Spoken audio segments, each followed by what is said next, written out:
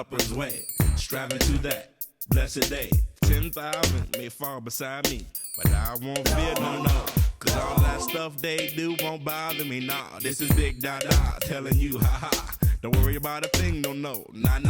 Cause weapons may form, but they won't thrive. No weapon formed against me.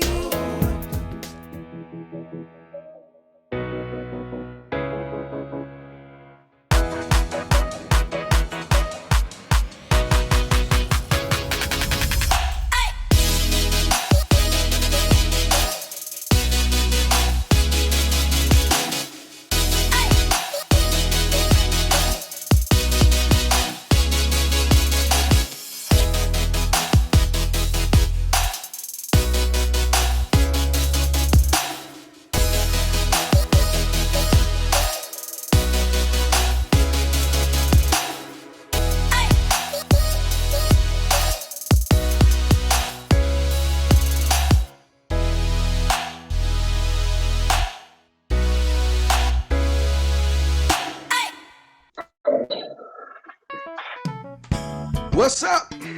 Hey, this is Dr. Phelps, and you're tuning in to the Imani Writers Cohort podcast. We're so excited. Listen, I am the pastor of the Concord Missionary Baptist Church, located in Chicago, Illinois. I am the publisher of several plays and also several books. My latest book is entitled And Justice for All. You ought to get it. It's on Amazon.com, or you can go to www.imanywriterscohort.com and go to the store and check it out. I'm also the president and CEO of Imani Writers Cohort and Imani Faith Productions. Again, and I am your host for tonight. I want to thank you so much for tuning in. For those who are tuning in for the first time, the Imani podcast features and showcases Imani artists, writers, industry colleagues, and other creatives. And the goal of Imani podcast is to be a platform for content creators, industry professionals, and creatives, just to be able to share their knowledge and their work product to motivate, inspire, and to help others to go further, faster. So I need you to do me a favor. I need you to please text somebody. I need you to please reach out to somebody, call them, text them, put their names in the chat field. Do whatever you need to do. Go next door, bring them in, pull them in. Do whatever you need to do in order to get them here. Again, we want you to please put some comments in the chat box, interact. My guest tonight and I will be entertaining questions again on the chat box. Again, give us some virtual love, give us some feedback. We need you to be engaged, so please post questions, provide us feedback. I am so excited. Are y'all ready? Listen, tonight my guest is one of Imani Writers Cohort's very own Evelyn Nazario Rose. Oh my God, we are so excited to have her tonight. Listen, Evelyn is an author, a mother. She is a motivational speaker, a minister, and a mentor. For over 20 years, Evelyn has been widely recognized for her passion and equality for the disenfranchised, the homeless, and domestic violence victims, as well as the importance of education. As a mother, motivational speaker, mentor, Evelyn has enabled her other children, youth, and adults alike to take up their bed and to walk, helping many individuals transform their lives through her compassion, perseverance, and love, and also through her testimony. All right, Evelyn currently resides with her husband, Dwayne Rose. Good night. Hello, Dwayne. What's up, bro? Who has been married to her twice. For the first time in 2003 and the second time in 2017. They have 4 children, Jason, Luis, Xavier, and Adriana. She has 3 grandchildren, Adrian, Jackson, and Lila, and she also has 2 dogs. Again, actually one of the dogs went to be with the Lord, but we do acknowledge Annabelle and Champ. And so thank God for you. Are y'all ready? Then put your hands together and receive, again, Miss Evelyn Nazario Rose. Hey, What's up? hey, what's good in the hood? How are you tonight? I am blessed. I am blessed by the best, sir. How are you?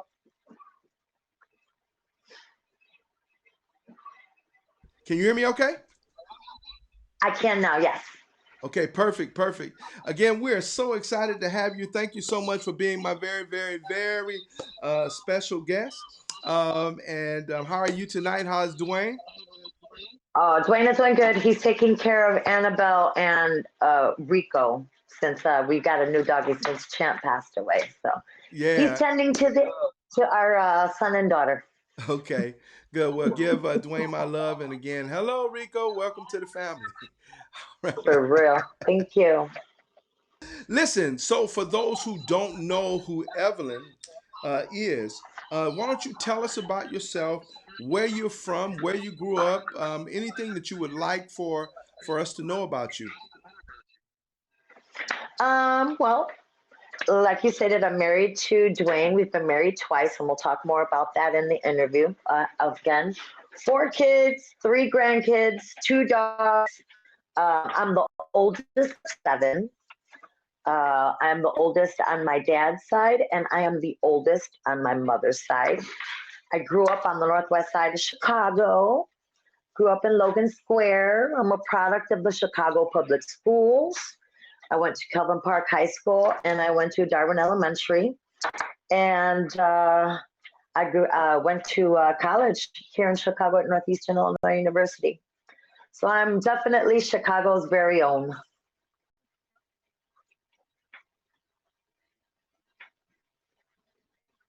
Me, but also that's awesome. And we have again been knowing each other for a while. We actually met, and again, one of our sister church, Father's Heart Church.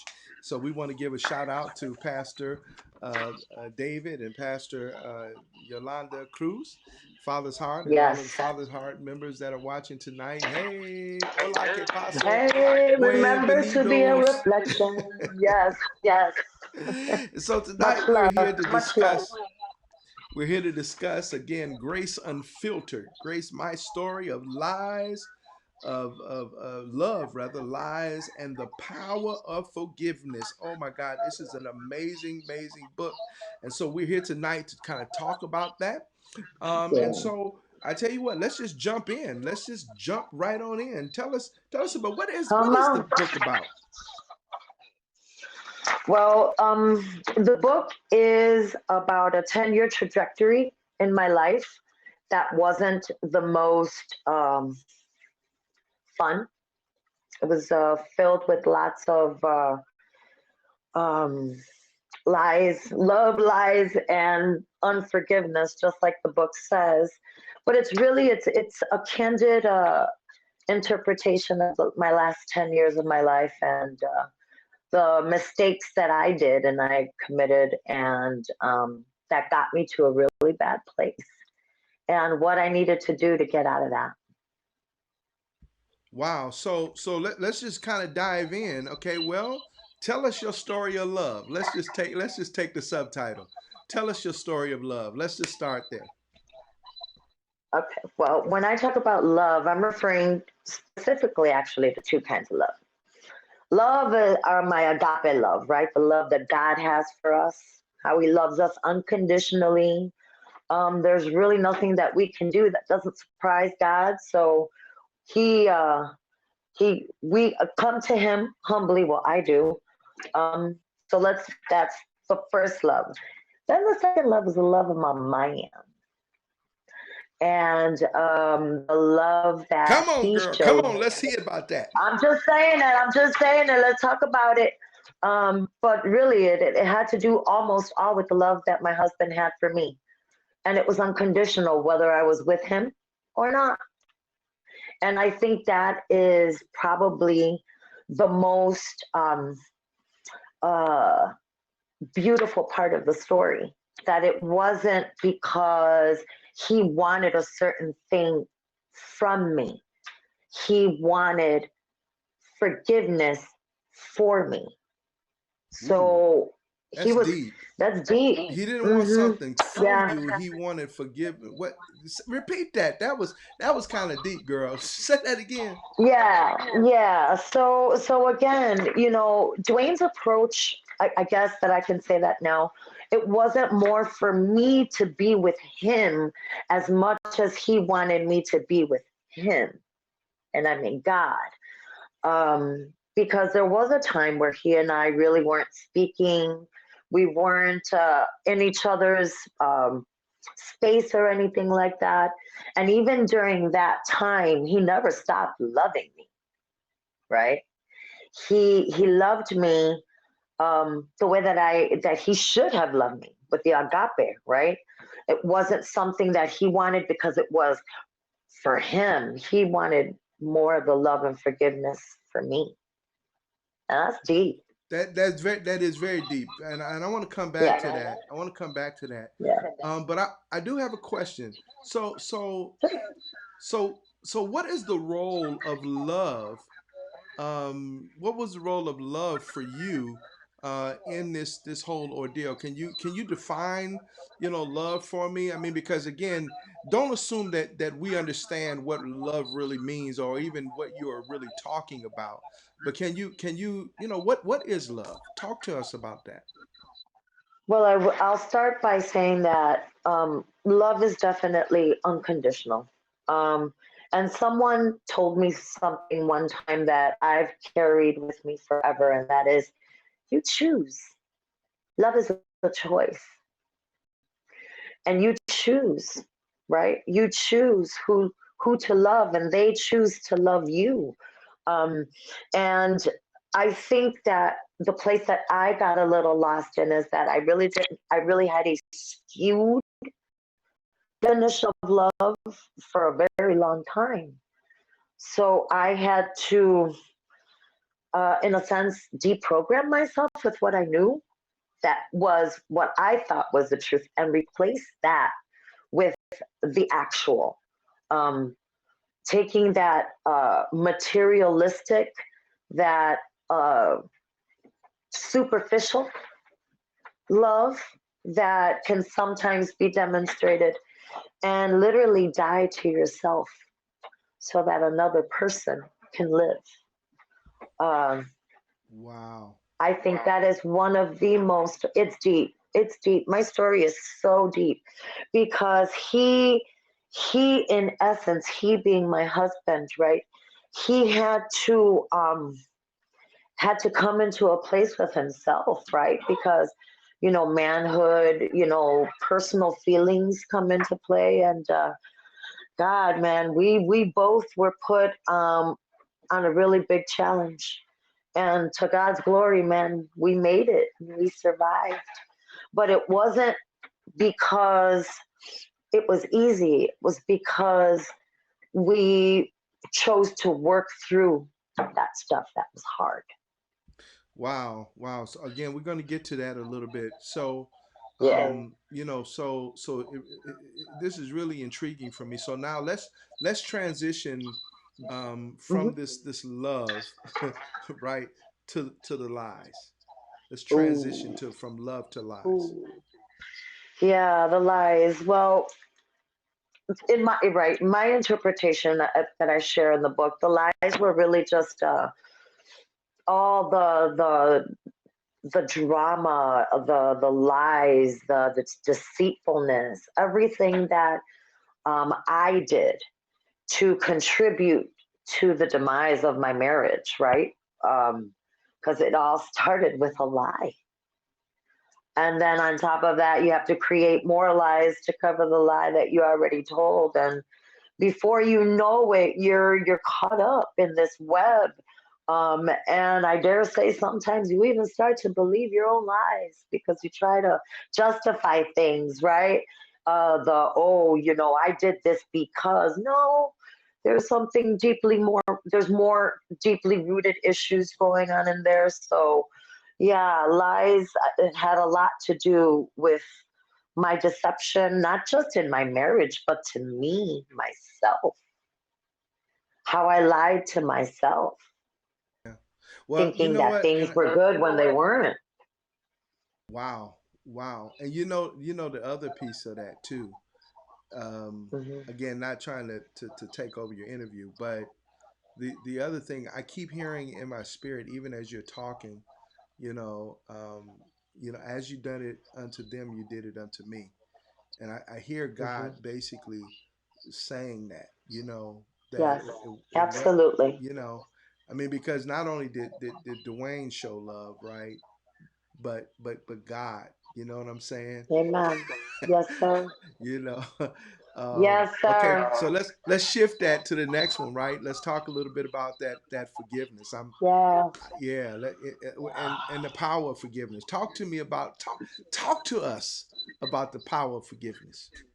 So let me tell you, forgiveness is not easy. Let me be the first one to admit that forgiveness is probably one of the most difficult things that people need to do. Again, because you somewhere have to die to yourself, right? And love the person regardless of their faults. Sometimes in our own perfect humanity, right? That's hard to do. Um, but God, let me not even go there. Let me stick to Dwayne. What my husband did was love me enough to forgive. It sounds easy, but I can guarantee you it is not. When you have been as messy as I was, you you cannot help but to think back and say, what in the world was I thinking? And how in the world was I to believe that I was going to get away with it? See, because it's not until everything was okay until you get caught. You understand? So Yeah. I know that some people watching this podcast are probably going, yep, that's it. Because you have to think that because that's a reality. I don't know if things would have gotten it, if things wouldn't, I don't know. But the fact that I was confronted in such an, God really put it in front of my face. There was no running from it. Absolutely not. Yeah. Well, Yeah.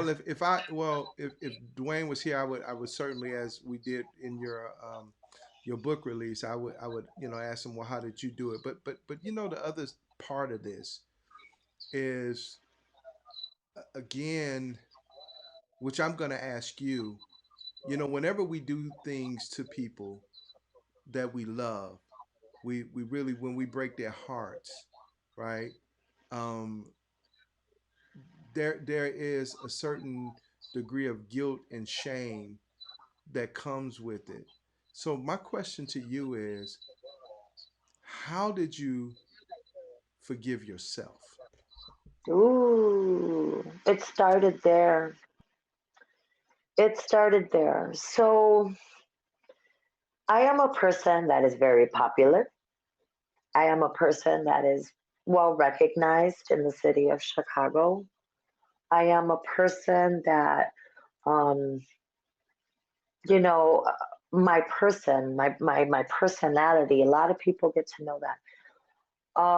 I will say this to you. It was one of the most hardest things I've ever had to do is forgive myself. My past shame comes from many years and layers of stuff that I did or was done to me that by the time I became an adult, let's be honest, this little brain here was a little jacked up. Um, I did what I thought was the best, um, but I've learned that I was nowhere near prepared to deal with the things that I thought I had under control. Mm-hmm. Um, Mm-hmm.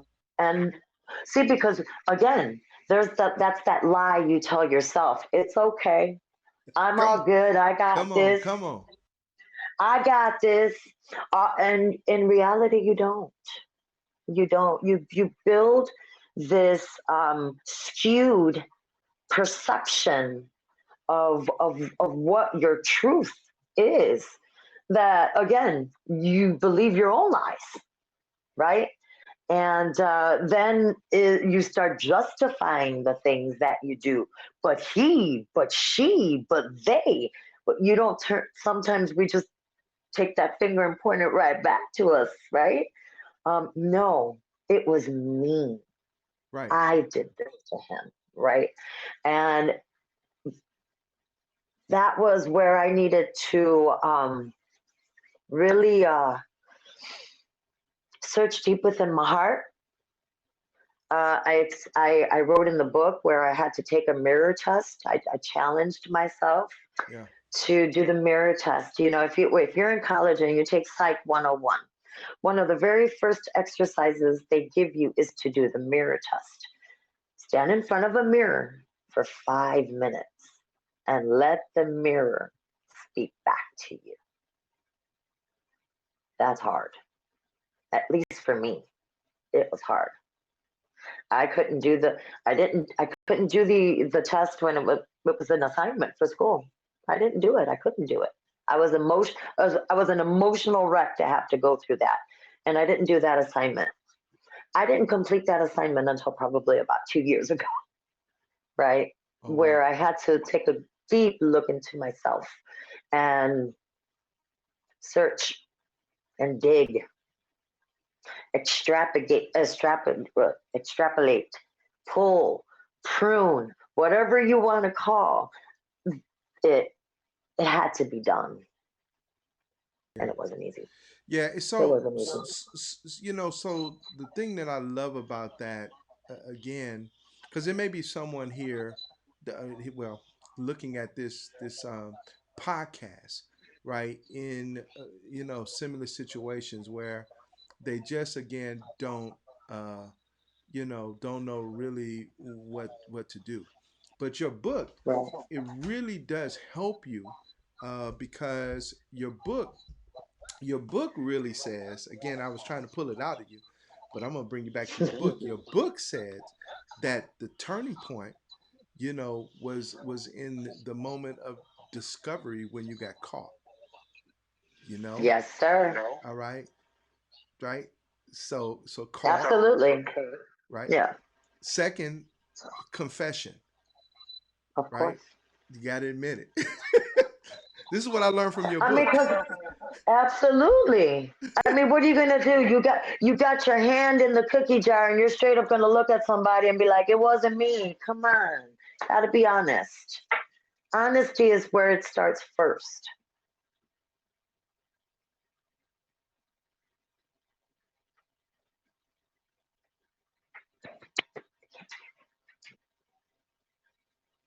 I can't hear you, Doc. I said the other thing is contrition, getting caught, Yeah. confession, and then contrition. You got to have a Yes. contrite heart. Humble. You got to Yes, humble, right? you have to be humble about yourself. So tell me, how is the person gonna take it if you're like, well, I made a mistake, but you did that is not the way to do that. You have to own it. You Amen. gotta own it. Amen. Amen. You are preaching Yeah. here tonight. You're preaching here tonight. Again, Grace Unfiltered. Story of, listen, we're not going to tell you too much because we want you to get out and get the book of Come on now. story of love, lies, and forgiveness. Love, life, and forgiveness. Want to encourage you to please go out and get it. Again, you can get it at Amazon. You can get it, directly from Evelyn. You can get it from the Imani store. But please, whatever you do, Hmm. get it. So I want to transition. You know what? You are a part of the Imani Writers Cohort. So let's talk a little bit about that whole process. Tell us a little bit about how long you've been writing, what's your writing Hmm. style, and your Imani experience. I want to hear a little bit about that from your perspective. Well, from seriously, from my perspective, I think had Imani not been around for me, had I not discovered it, I probably wouldn't have written this book yet. Oh wow. Yeah, yeah. I truly believe that this cohort came to me at the right time. And once I discovered that I had the opportunity to share my testimony, right? That I was able to find the means on which to share my testimony. And of course, meeting you and you introducing me to Imani, um, I knew that this was the right time to write the book. So I share at the beginning, I wasn't the one that had the idea for the book. I had a little white lady that I met one day that I was at an appointment at, and we were talking, and that woman looks me right in my face and she says, "I have a word from God for you. Will you allow me to share it?"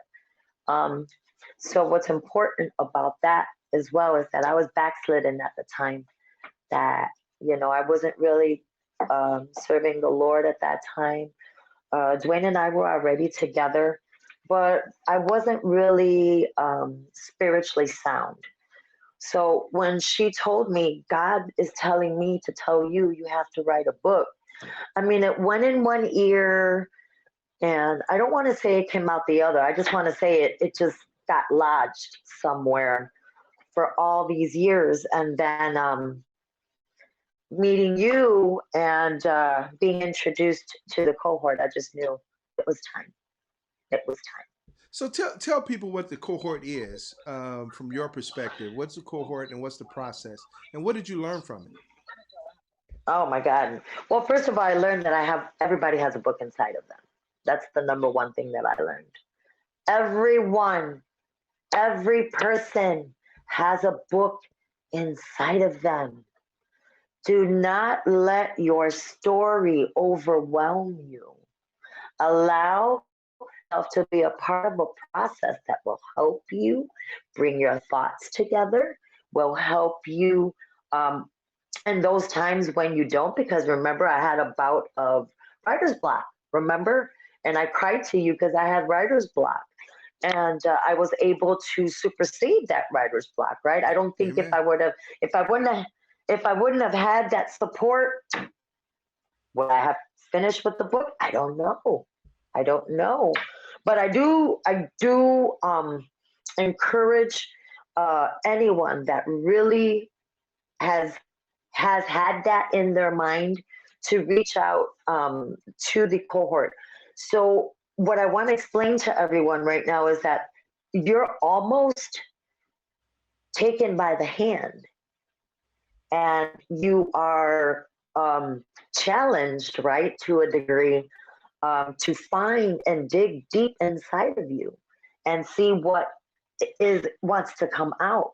What I enjoyed, I think, the most from the cohort were the writing sessions that we had. That you were able to sit down, because I will be the first one to admit I couldn't write. I was not working with an outline. It wasn't going to happen. I knew I couldn't do an outline, and you were able to work with my learning style on how I was, and we were able to work around that.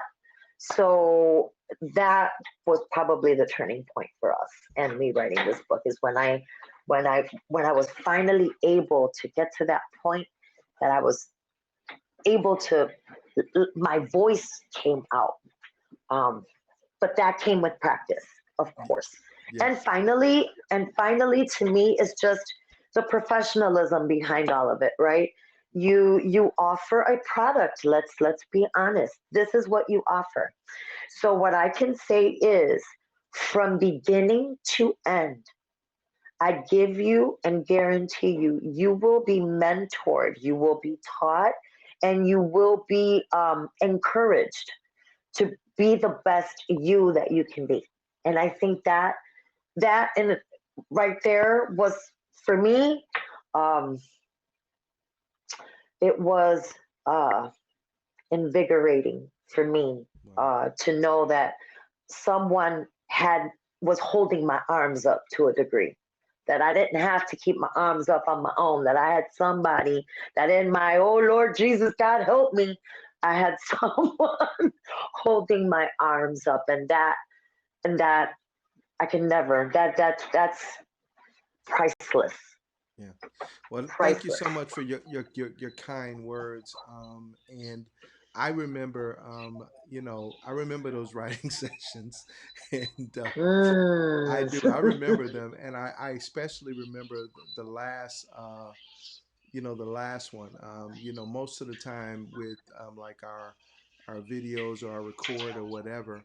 I actually still have one of the videos. I was thinking about maybe on the anniversary of your release, sending it to you so that you can literally Yes. see,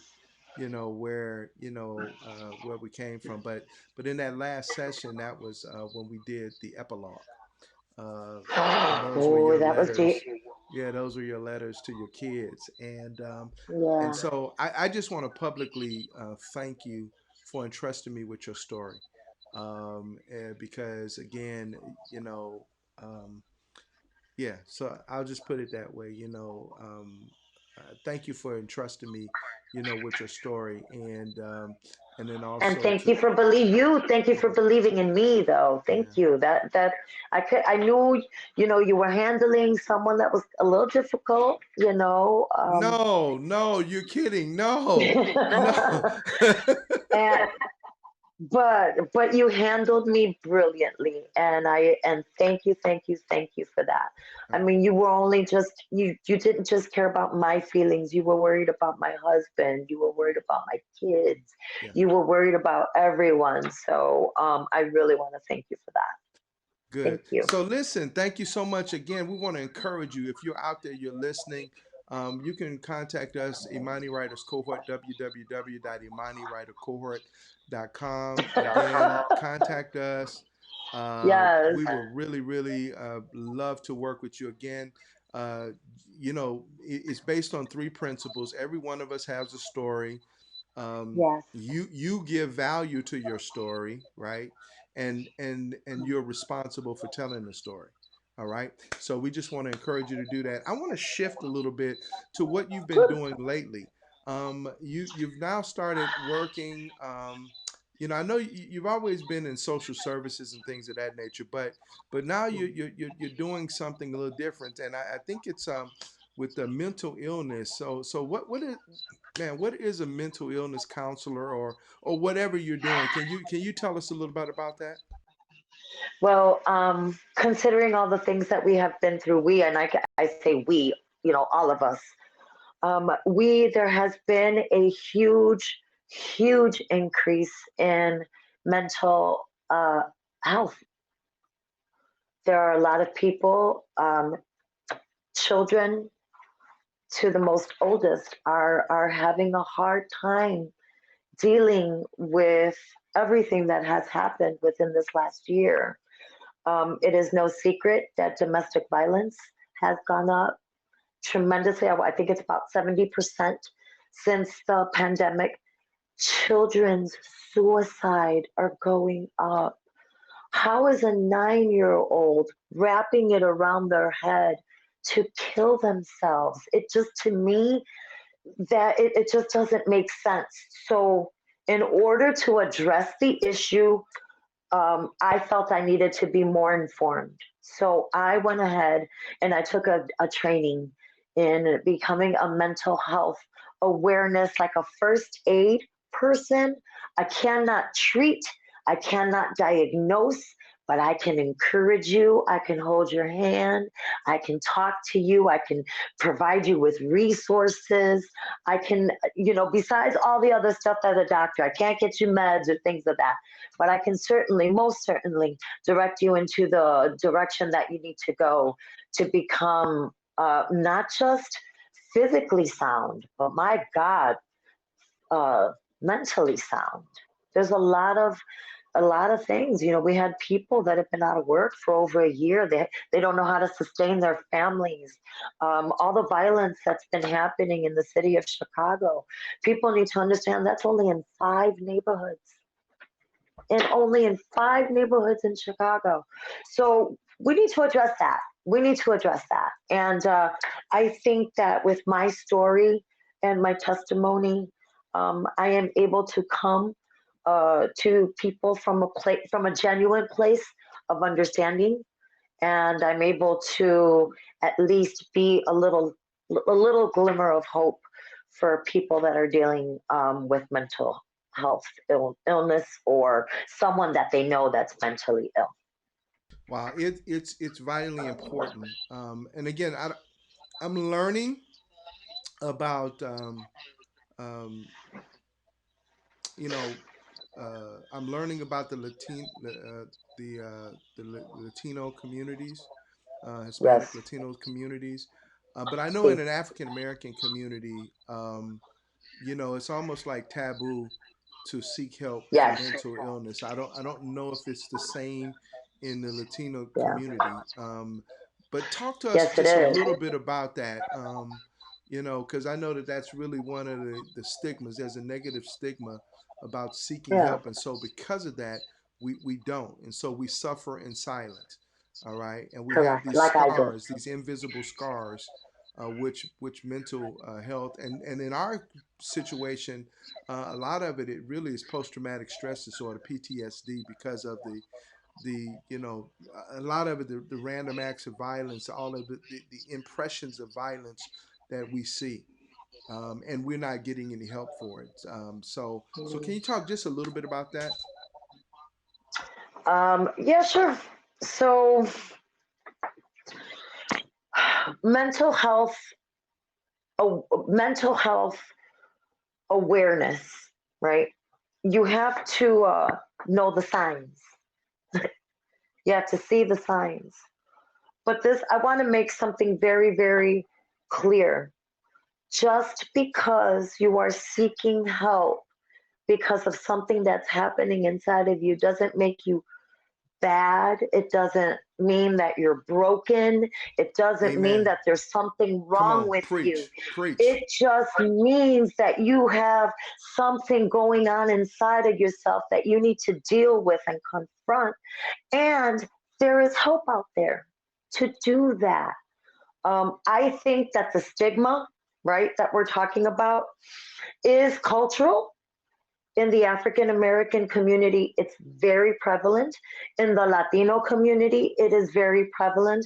And in the faith community, it is Come on, very prevalent. right. Because people think, oh, I don't need nothing. I can just pray to Jesus and everything is going to be fine. Well, let me be the one to tell you that Jesus gave you intelligence and he gave you a sound mind. And if he gives you a mind and if he gave you intelligence, it's to use it properly. And God loves doctors. There are reasons, there are times. You don't, and I also want to let people know it doesn't mean that you have to take medication. A lot of people, oh no, I'm going to go see somebody and right away they're going to give me pills. No, they're not. Allow yourself. Wow, this is deep what I'm about to say. Allow yourself that opportunity Amen. to live, to live free, Yeah. right? It, it sounds simple, but yeah, love yourself enough to give yourself that chance.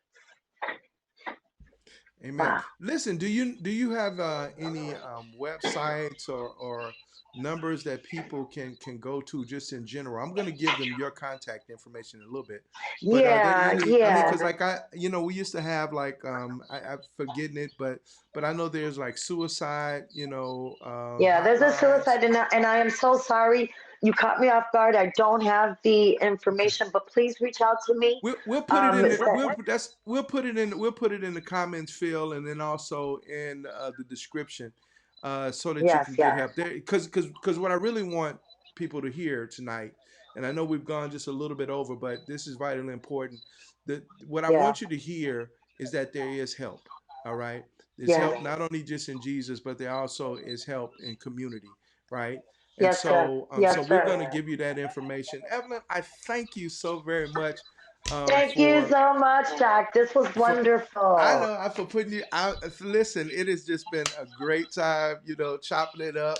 And then, so I'm gonna put you on the spot one last time. Put you on the spot one last So, time.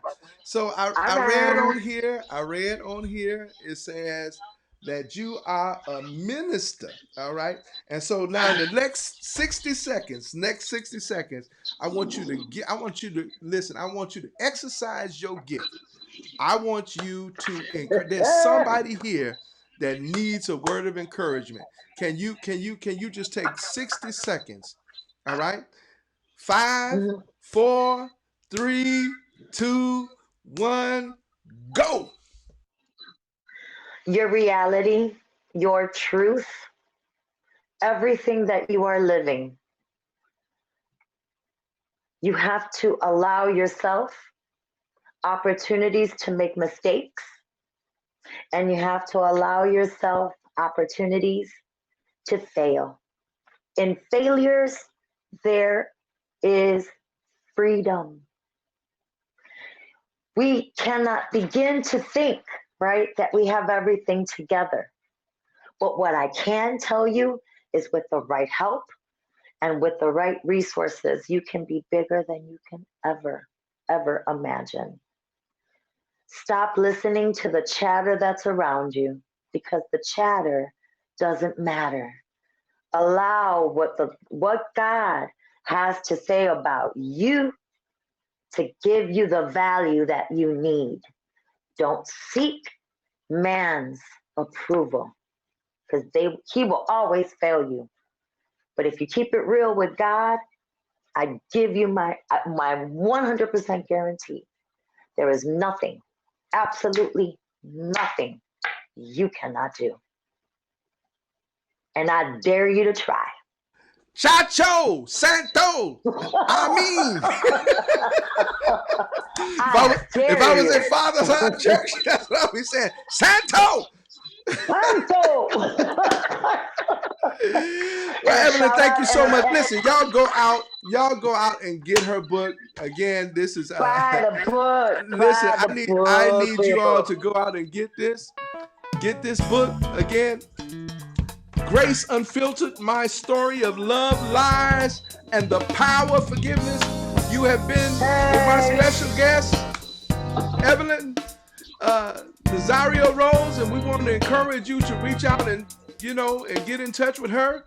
And we thank God for her being my special guest tonight. Again, here's her contact information. If you'd like to again reach out to Evelyn, you can reach her via email at nazarioevy@gmail.com, or you can communicate with her on Facebook at www.facebook.com at graceunfiltered.9, grace.unfiltered.9. Again, please, we want to encourage you to go out and get her book. You can get it at www.imanigwriterscohort.com and go to our bookstore. And again, it is Grace Unfiltered. It not only is, watch this, it's not only in English, but it is also available in Spanish. We want to encourage you to get it. It's going to bless you. It's going to bless you. You can also go and get it at Amazon.com, and it is also available in Kindle. Again, we want you to support Evelyn Nazario Rose. She's available for speaking engagements. We want to encourage you to reach out to her. Again, if you have any issues with mental health, or if you need someone to teach on it, or you want to talk about the power of lies, love, and forgiveness, we want to encourage you to please holler at your girl. Again, we thank God for Evelyn. Listen, on this next week, we want to encourage you to reach out, and on May 11th at 7 p.m., we will be back at this again. It will be Deacon Jesse Turner, and he's going to be talking about the 21st century armor bearer. Again, if you know any service, if you know any armor bearers, deacons, anyone that needs information regarding this, you don't want to miss the interview with Jesse Turner. Again, this has been a pleasure to serve you. Again, thank you, Evelyn, so very much. Again, you guys, please go out and support Evelyn. Get Grace Unfiltered. And again, I have been your servant, the host of the Imani podcast, Reverend Dr. Kenneth Phelps. Again, thank you. And as always, without Imani, without faith, it is impossible to please God. And now unto him who is able to keep you from falling and to present you faultless before that throne of grace, to the only wise God, be glory, dominion, power, both now and forevermore. Peace. We out of here. Y'all have a good evening.